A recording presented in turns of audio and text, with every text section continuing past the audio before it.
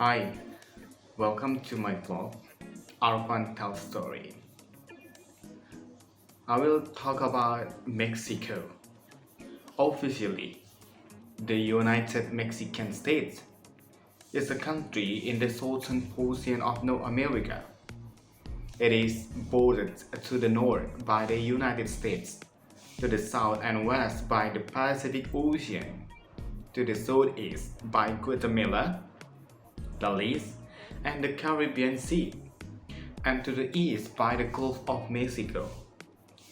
Mexico covers 1,972,550 square kilometers, making it the world's 13th largest country by area, with approximately 126 million people. It is the 10th most populous country and has the most Spanish speakers.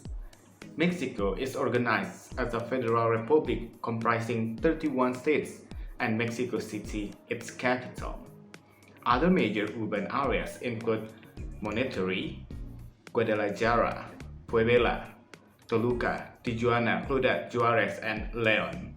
Pre-Columbian Mexico traces its origin to 8000 BCE and is identified as one of the world's six cradles of civilization. In particular, the Mesoamerican region was home to many intervened civilizations including the Olmec, Maya, Zapotec, Teotihuacan, and Purpeca.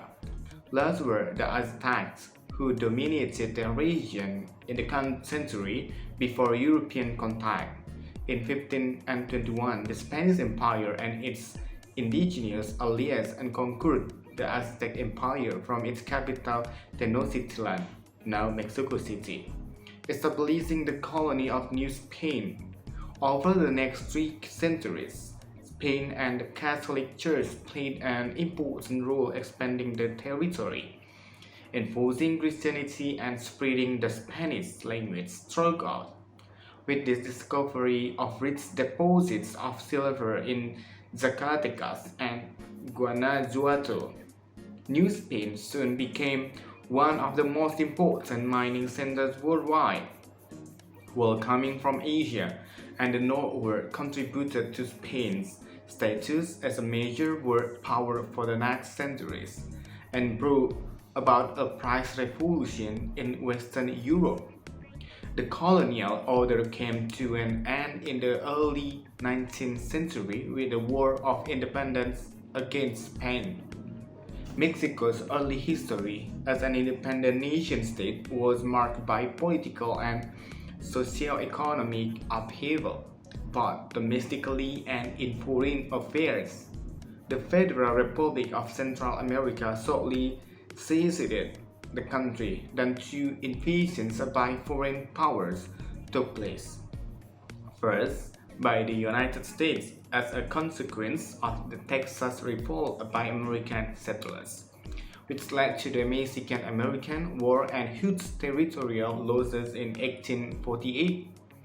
After the introduction of liberal reforms in the Constitution of 1857, conservatives reacted with the War of Reform and prompted France to invade the country and install an empire against the Republican resistance, led by liberal President Benito Juarez, which emerged victorious. The last decades of the 19th century were dominated by the dictatorship of Porfirio Diaz, who sought to modernize Mexico and restore order. However, the Porfiriato era led to great social unrest and ended up with the outbreak in 1910 of the decade-long Mexican Revolution, the Civil War. This conflict had profound changes in Mexican society, including the proclamation of the 1917 Constitution, which remains in effect to this day. The remaining was general rules as a succession of presidents until the institution Revolutionary Party emerged in 1929. The PRI in turn governs Mexico for the next 70 years. First, under a set of paternalistic developmental policies of considerable economic success. During World War II, Mexico has also played an important role for the U.S. war effort. Nonetheless, the PRI regime resorted to repression and electoral fraud to maintain power and moved the country to a more US-alike neoliberal economy policy during the late 20th century. This culminated with the signing of the North American Free Trade Agreement in 1994, which caused a major indigenous rebellion in the state of Chiapas. PRE lost the presidency for the first time in 2000 against the Conservative Party or PEN. Mexico is a developing country ranking 74th on the Human Development Index but has the world's 15th largest economy by nominal GDP and the 11th largest by PPP, with the United States being its largest economic partner. Its large economy and population, cultural influence, and steady democracy make Mexico a regional and middle power. It is often identified as an emerging power, but is considered a newly industrialized state by several analysts. Mexico ranks first in the Americas and seventh in the world for the number of UNESCO World Heritage Sites. It is also one of the world's 17 mega-diverse countries, ranking fifth in natural biodiversity. Mexico's rich culture and biological heritage, as well as varied climate and geography, makes it a major tourist destination. As of 2018, it was the sixth most visited country in the world, with 29 million international arrivals. However, the country continues to struggle with social inequality, poverty, and extensive crime. It ranks poorly on the Global Peace Index due in large part to ongoing conflict between the government and drug trafficking syndicates, which violently compete for the U.S. drug market and trade routes. This drug war has led to over 120,000 deaths since 2006. Mexico is a member of the United Nations, the G20, the Organization for Economic Cooperation and Development, the World Trade Organization, the Asia-Pacific Economic Cooperation Forum, the Organization of American States, Community of Latin American and Caribbean States, and the Organization of Ibero-American States. So we still talk about Mexico. Now we move to history. The prehistory of Mexico stretches back millennia. The earliest human artifacts in Mexico are chips of stone tool found near campfire remains the Valley of Mexico, and radiocarbon dates to circa 10,000 years ago. Mexico is the site of the domestication of maize, tomato, and beans, which produce an agricultural surplus. This enabled the transition from Paleo-Indian hunter-gatherers to sedentary agricultural village beginning around 5000 BCE. In the subsequent formative eras, maize cultivation and cultural traits such as a mythological and religious complex and a physical numeric system were diffused from the Mexican cultures to the rest of the Mesoamerican culture area. In this period, villages become more dense in terms of population, becoming socially stratified with an artist class and developing into chiefdoms, the most powerful rulers and religious and political power, organizing the construction of large ceremonial centers. Although the Spanish Empire had established colonies in the Caribbean starting in 1493, only in the second decade of the 16th century did they begin exploring the east coast of Mexico. The Spanish first learned of Mexico during the Juan de The Grijalva expedition of 15 and 18, the Spanish conquest of the Aztec Empire, began in February 15 and 19 when Hernan Cortes landed on the Gulf Coast and founded the Spanish city of Veracruz. Around 500 conquistadors, along with horses, cannons, swords, and long guns, gave the Spanish some technological advantage over indigenous warriors. But key to the Spanish victory was making strategic alliance with disgruntled indigenous city-states who fought with them against the Aztecs' Triple Alliance. Also important to the Spanish victory was Cortes' cultural translator, Malins, a Nahua woman installed in the Maya area whom the Spanish acquired as a gift. She quickly learned Spanish and gave strategic advice about how to deal with both indigenous allies and indigenous foes. The upheaval in the Spanish Empire that resulted in the independence of most of its New World territories was due to Napoleon Bonaparte's invasion of Spain in 1808.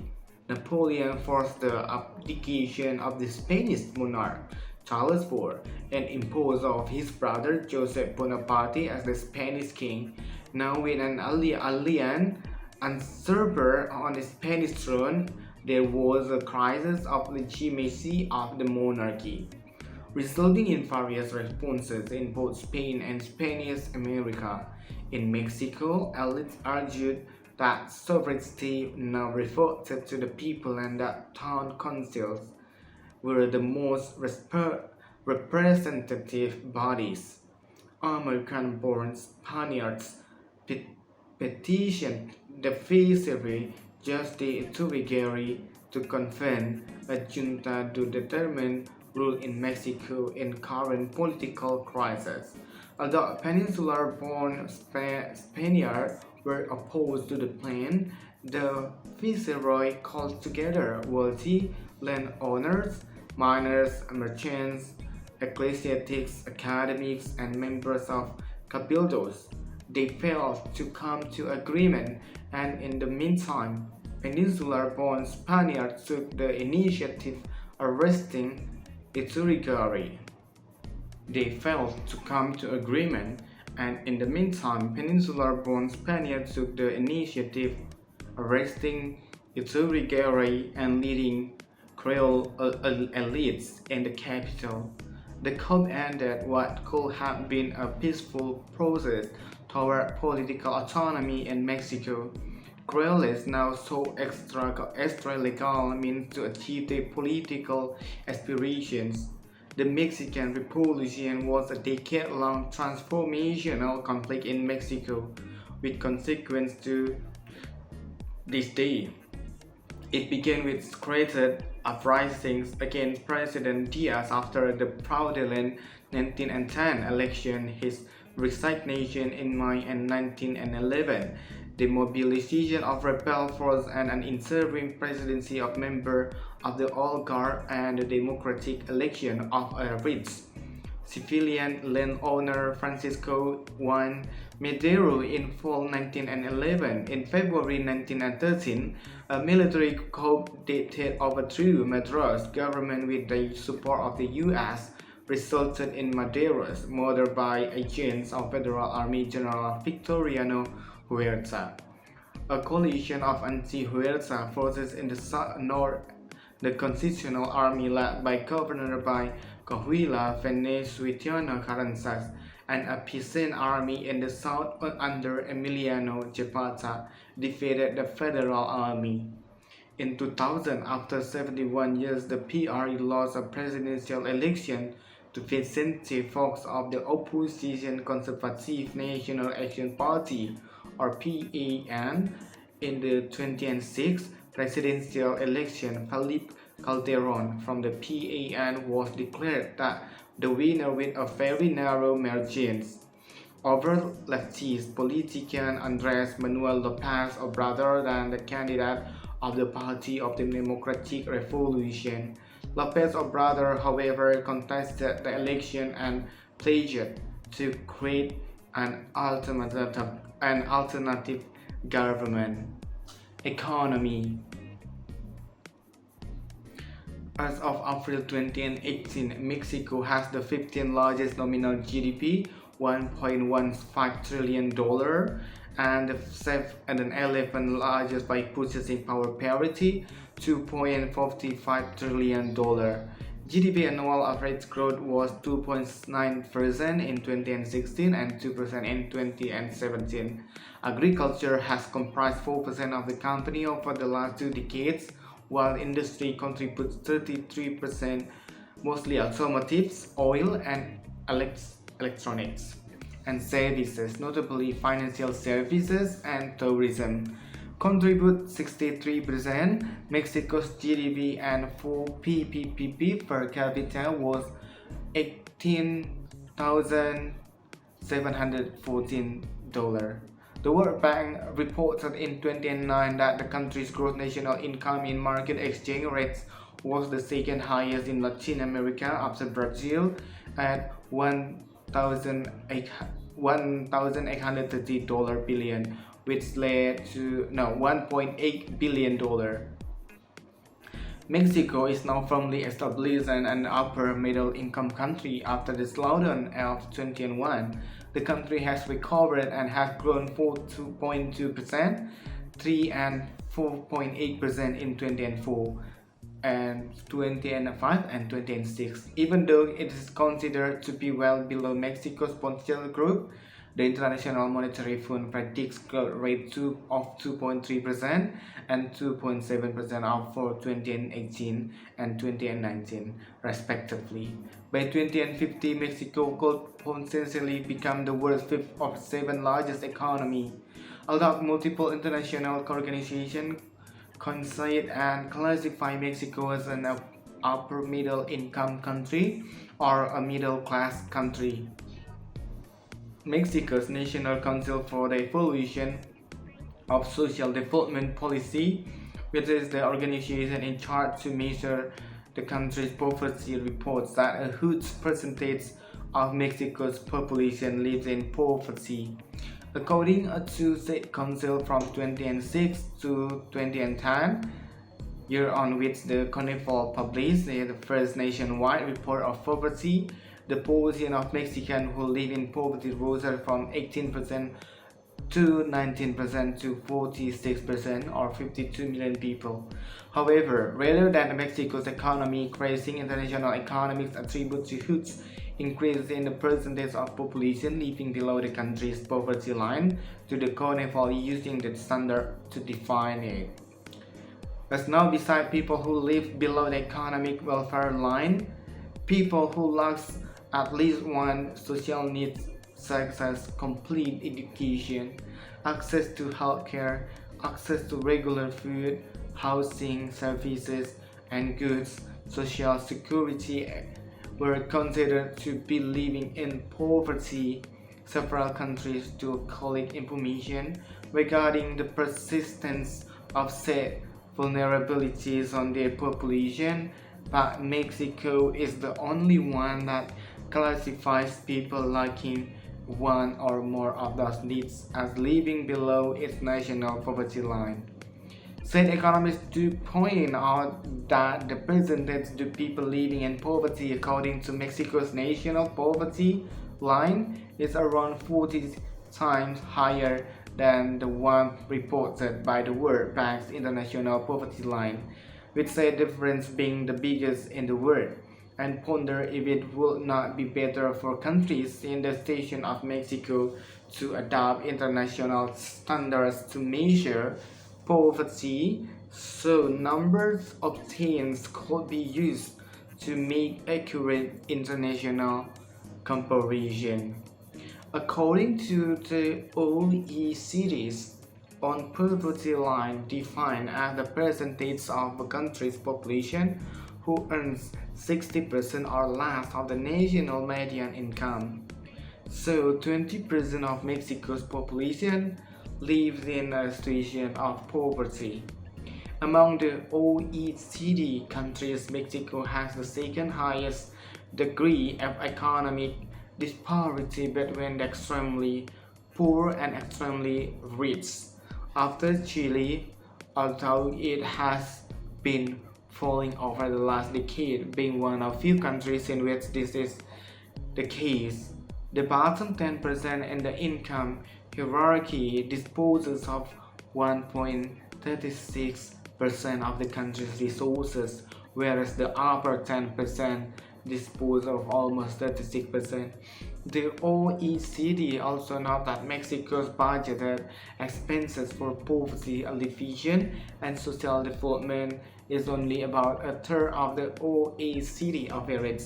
This is also reflected by the fact that infant mortality in Mexico is the 3 times higher than the average among OECD nations, whereas its literacy levels are in the median range of OECD nations. Nevertheless, according to the Goldman Sachs, by 2050, Mexico will have the 5th largest economy in the world. According to a 2008 UN report, the average income in a typical urbanized area of Mexico was $26,654, while the average income in rural areas just miles away was only $8,403. Daily minimum wage are set annually being set at $102 Mexican pesos or $5.4. All of the indicators of social development for the Mexican indigenous population are considerably lower than the national average, which is motive of concern for the government. Okay guys, that's it, our talk about Mexico. Thank you for watching. See you soon in another video. Bye.